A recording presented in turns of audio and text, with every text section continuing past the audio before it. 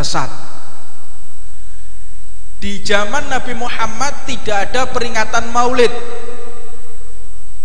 Lalu kenapa kita mengadakan Maulid? Ini perkara yang baru. Kenapa kita kaji? Ini agar memantapkan apa yang akan kita kerjakan. Kita akan adakan safari Maulid Nabi Muhammad setiap hari. Setiap hari kita akan gelar Maulid. Ini dalilnya.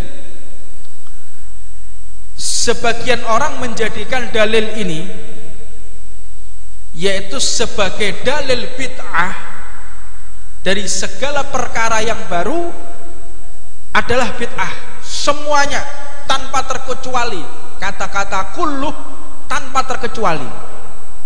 Mereka yang mengatakan ini perkara yang bid'ah semuanya, berarti apa sih bid'ah itu?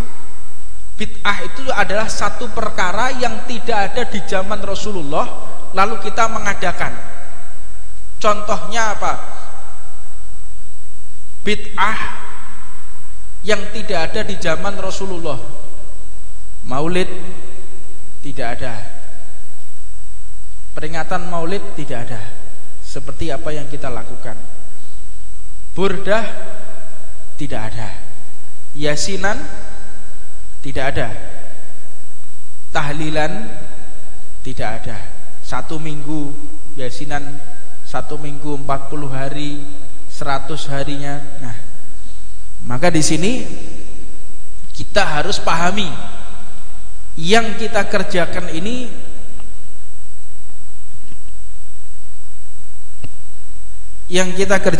sudah benar atau tidak. Memang secara zahirnya hadis kullu bid'atun dhalalah menyatakan bahwa semua jenis bid'ah itu sesat. Bid'ah itu semuanya sesat. Namun jika kita maknai demikian, akan terjadi satu bentuk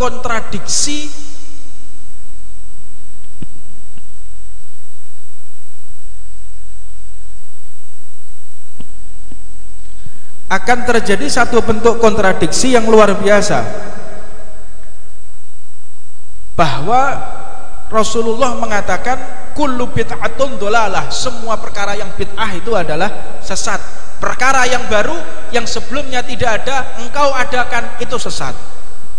Maka Rasulullah pun mengatakan man sunna fil islami sunnatan hasanatan fallahu ajruha wa ajru man amila biha ba'dahu min ghairi an yanqusa min ujurihim say'un. Barang siapa yang menciptakan satu gagasan, satu perkara di dalam Islam, di dalam syariat, satu gagasan di dalam syariat, maka dia akan memperoleh pahalanya dan juga pahala orang yang melaksanakannya. Maknanya ini adalah MLM, multi level marketing, itu berfungsi di dalam syariat ini.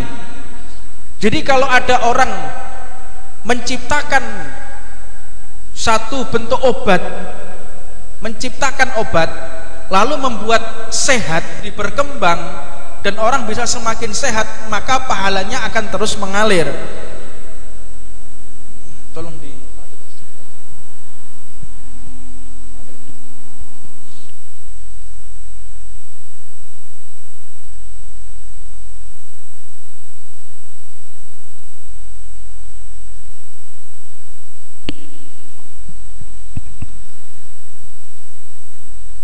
Maka barang siapa yang menciptakan satu gagasan yang baik dalam Islam, maka dia akan memperoleh pahalanya.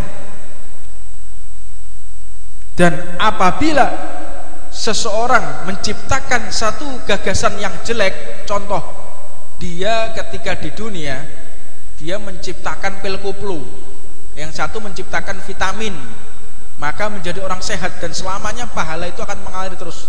Karena membuat orang sehat, akhirnya orang bisa aktivitas, bisa mencari rezeki, dan akhirnya dia bisa juga mencari untuk beribadah, sholat dan lain sebagainya. Maka dia mendapatkan pahala daripada amaliyahnya itu. Sedangkan seseorang yang berbuat jelek, gagasan yang jelek, misal buat pil koplo, akhirnya berkembang menjadi ekstasi, berkembang menjadi ganja, berkembang jadi apapun yang sifatnya memabukkan, maka meskipun orang tersebut sudah mati, si pembuat gagasan jelek tadi sudah mati, keburukannya akan terus ditambahkan oleh Allah Subhanahu wa ta'ala.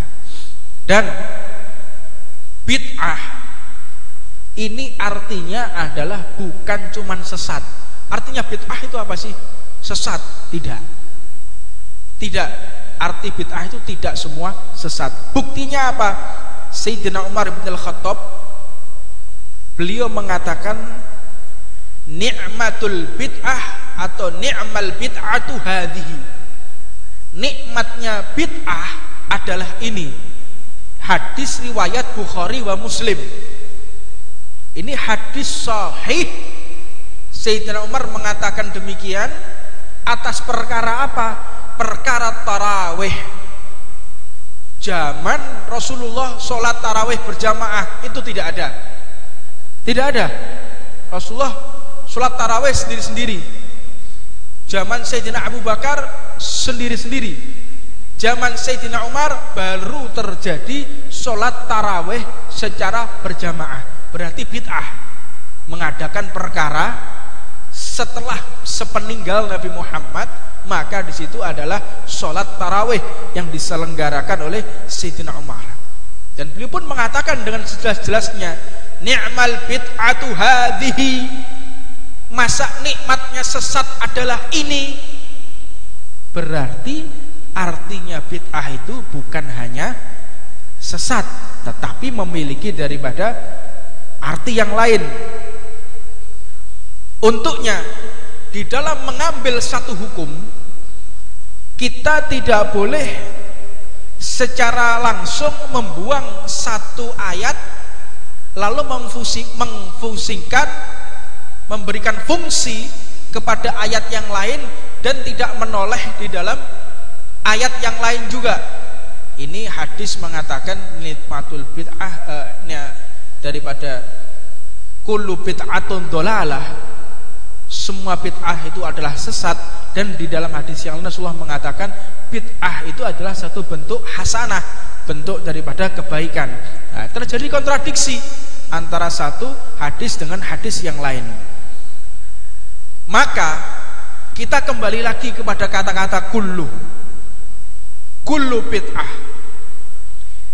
Titik temu antara hadis satu dengan hadis yang lain, satu bentuk kontradiksi, maka para ulama mengatakan kullu bid'atin dhalalah dengan sebagian yang lain. Jadi makna, arti, maksud di dalam hadis kullu bid'ah dhalalah ini artinya adalah satu bentuk bid'ah yang diisyaratkan oleh ucapan Sayyidina Umar. Berarti ada bid'ah yang sesat. Ya, pasti itu. Bid'ah ada yang sesat, pasti. Bid'ah juga ada yang hasanah. Ada bid'ah hasanah, ada bid'ah sayyi'ah. Loh, kok ada sesat yang baik, sesat yang tidak baik? Untuknya pahami dulu di dalam seseorang mempelajari di dalam tekstual atau secara bahasa di dalam kosakata ketika berbahasa Arab. Maka kata-kata kullu dengan makna sebagian bukanlah suatu orang yang mengada-ada. Oh, berarti kullu ini digolek-golekno dalil untuk mengada-adakan. Lah, dalam bahasa Arab kata kullu itu tidak bermakna semua. Kullu berarti semua. Terkadang kullu semua itu juga bermakna sebagian. Ada orang mengatakan kullu semua, bukan kuluh sebagian, itu ada, tergantung daripada susunan kalimatnya. Sebagaimana yang dikatakan Al-Imam Fairuz Abadi dalam kitabnya Qamus Al-Muhit, mengatakan al-kullu bidhammi ismun li jami'il ajza lidzakari wal untha au yuqalu kullu rajulin wa kullatu imra'atin wa kulluhunna muntaliqun wa muntaliqatun wa qad jaa bi ma'na ba'din. Ini sebelum kita pahami secara menyeluruh, karena waktunya sudah habis, insya Allah kita akan bahas di pertemuan berikutnya. Insya Allah sebentar lagi di mana kita? Di Geng Sabab. Di mana Geng Sabab? Di mana lokasinya? Hah? Di Majelis Geng Sabab. Insya Allah kalau yang mau ikut safari maulid, kita akan bahas masalah ini secara tuntas.